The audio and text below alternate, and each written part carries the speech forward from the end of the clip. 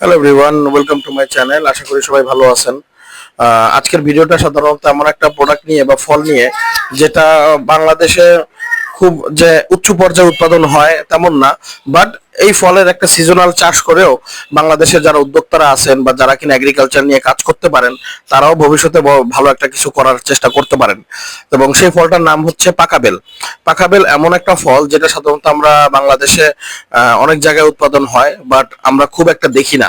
পটল, কাঁকরোল, লাউ, লতি এগুলো যেমন ম্যাসিভ আকারে দেখা যায়, বাট কদবেল, পাকাবেল খুব একটা সময়ের বেশি দেখা যায় না। একটা কিছু কিছু কিছু সময়, গ্রীষ্ম সময় কিছু দেখা যায়, গরমকালে কখনো কিছু দেখা যায়, কিছু শীতকালে দেখা যায়, মাঝে মাঝে মোটামুটি সময় দেখা যায়। কারণ পাকা বেল একটা সিজনাল ফল, কয়েকটা সিজনে থাকে। কিন্তু এই পাকা বেল বাংলাদেশে আসলে ওই পরিমাণ কতটুকু পপুলারিটি আছে জানি না, বাট বিদেশে এই পাকা বেলের বিপুল পরিমাণে পপুলারিটি আছে। বিপুল পরিমাণে আপনি বলতে পারেন মিডল ইস্টে আমরা সৌদি আরবে বলেন বা আমরা ইটালিতে বলেন, ওই সমস্ত বিদেশে আমরা বিপুল পরিমাণে পাকা বেল সাধারণত এক্সপোর্ট করে থাকি। এবং পাকা বেলের চাহিদা প্রত্যেক শিপমেন্টে মোটামুটি ভালোই থাকে। 200 কেজি, 300 কেজি, 400 কেজি, 500 কেজি পর্যন্ত অর্ডার থাকে এক একটা শিপমেন্টে পাকা বেলের। আর পাকা বেল সাধারণত আমার মনে আছে ইটালিতে আমরা বিপুল পরিমাণে দিছি।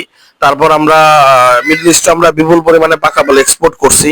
সো পাকা বেল এমন একটা ফল যেটা বাংলাদেশ থেকে বিপুল পরিমাণে এক্সপোর্ট হয়। এবং এই ফলটার দিকে কেউ যদি গুরুত্ব দেয়, সে লোকালি মার্কেটও ধরতে পারবে, ইন্টারন্যাশনাল মার্কেটও ধরতে পারবে। তার যদি লোকালি মার্কেটে যদি তার ধরতে না মন চায় বা মূল্য, সে যদি ইন্টারন্যাশনাল এক্সপোর্টে যদি আগাইতে না মন চায়, তবে সে লোকালি ব্যবসা করেও পাকা বেল সেল করেও, পাকা বেল উৎপাদন করেও, চাষ করেও ভালো একটা টাকা ইনকাম করতে পারবে। সাধারণত পাকা বেলের বৈজ্ঞানিক নাম আছে প্লাস এবং পরিচিত ফল সাধারণত গ্রীষ্মকালে বিশেষ করে পাওয়া যায়, যেটা রিসার্চ করে পাওয়া গেছে। এবং পুষ্টিকর ও সুস্বাদু শরবতের জন্য বিশেষভাবে পাকা বেল ব্যবহার করা হয় আমরা জানি। এবং ভিতরেও ভালোই ঘ্রাণ এবং মিষ্টিযুক্ত। এবং সাধারণত শরীরকে ঠান্ডা রাখার জন্য পাকা বেল খুব ভালো কাজে দেয়। আর বেলগাছ সাধারণত বেলগাছের চাষ সম্বন্ধে যতটুকু আমি রিসার্চ করে পাইছি, যে বেলগাছ সাধারণত গ্রীষ্ম ও বর্ষায় ভালোভাবে জন্মে। এটি খুব কম যত্নে ও খেয়াল করে সহজেই বৃদ্ধি পায়, মানে প্রচুর পরিমাণে যত্ন দরকার হয় না, অত খেয়াল করা লাগে না, ভালোই বৃদ্ধি পায়। তারপর পানিতে দাঁড়ালে মাটিতেও বেলগাছ টিকে থাকতে পারে এবং শুষ্ক আবহাওয়াতেও সক্ষম হয়। এবং চাষের জন্য কোন পরিবেশ দরকার হয় এটা লেখছে, যে কোনো মাটিতে বাগান বা হোম গার্ডেনে চারা লাগানো যায় পাকা বেলের। কাজের যত্ন কম লাগে, বৃষ্টিপাত ও খরা দুই অবস্থাতেই বর্ধিত বৃদ্ধি সম্ভব। এবং গাছ পানিতে দাঁড়ানো মাটিতেও টিকে থাকে। তার মানে এটা ভালোই মোটামুটি একটা অ্যাভেলেবেল। বাংলাদেশের বেলে সাধারণত গ্রাম ও আনাজাগর এলাকায় বাড়ির আঙ্গিনায় বা ফসলের সাথে মিশেও চাষ হয়। যদিও পেশাদারভাবে বাণিজ্যিক ক্ষেতের মতো প্রচুর পরিমাণ বেল চাষের পরিসংখ্যান পাওয়া যায় না, তো বিনা যত্ন অনেক এলাকায় গাছ জন্মে ফল ধরে। যেমন ঢাকার আশেপাশে, গোপালগঞ্জে, মুন্সিগঞ্জে, পটুয়াখালী ও দক্ষিণাঞ্চলের কয়েকটা এলাকায় সাধারণত এই বেল চাষটা, বেল ফলের কি বলে, পাকা বেলের চাষ হয়ে থাকে। পাকা বেলকে সাধারণত বাণিজ্যের জন্য ফসল হিসেবে চাষের মতো ব্যাপক পরিমাণে হিসাব করা হয় না, তবে স্থানীয় বাজারে ভালোই চাহিদা থাকে। যেটা বলতে গেলাম, রমজানের দিনে, গরমে, শীতে আমরা মোটামুটি পাকা বেল কিন্তু ভালোই খাই, পাকা বেলের শরবত। এবং অনেক কৃষকের ফল থেকে আয়ের উৎস পায়। অনেক কৃষক আছে যারা কিনা এই ফল বিক্রি করেই তাদের আয়ের উৎস হয়। এবং সাধারণত যদি পাকা বেলের উপকারিতা হিসেবে যদি দেখেন, ওটা যেমন শরীরকে ঠান্ডা রাখে, গরমে আরাম দেয়, স্বাদে মিষ্টি ও পুষ্টিগুণে সুস্বাদু, শরবত হিসেবে প্রচলিত, জনপ্রিয়, সহজে পাওয়া যায় এবং বাগানেও পাওয়া যায়। সংক্ষেপে বেল হলো একটা গ্রীষ্মকালীন জনপ্রিয় ফল, সহজে চাষযোগ্য। সো এইবার আমি বলি আপনাকে যে পাকা বেল নিয়ে আপনি কিভাবে আগাইতে পারেন।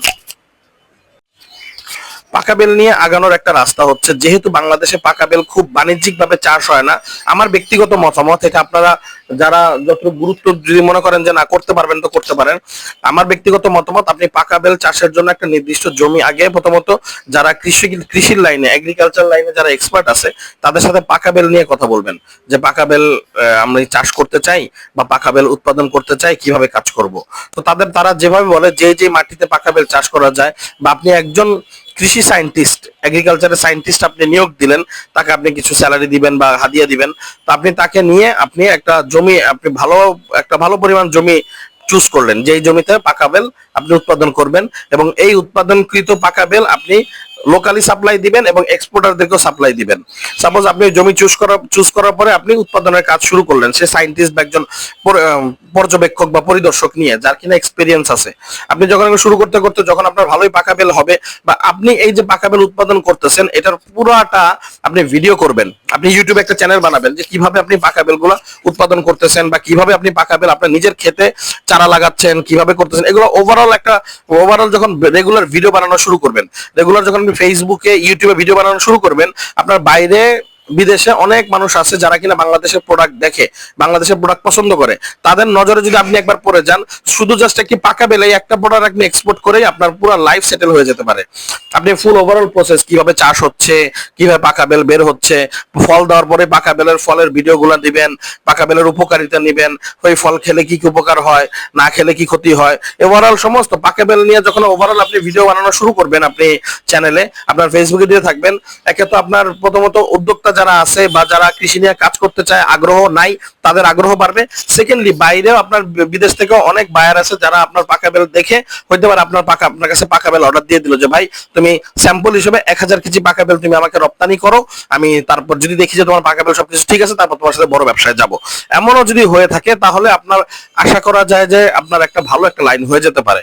সো এটাই আর কি পাকা বেল সম্বন্ধে। যেহেতু এটা মার্কেটের ডিমান্ড আছে বাট প্রতিযোগিতা কম, আপনি এই লাইনে যদি আগান, আমার ব্যক্তিগত মতামত, আপনার মাস শেষে 1 থেকে 2 লক্ষ টাকা ইনকাম করা পাকা বেল উৎপাদন করে কোনো ব্যাপারই না। Thank you for watching my video.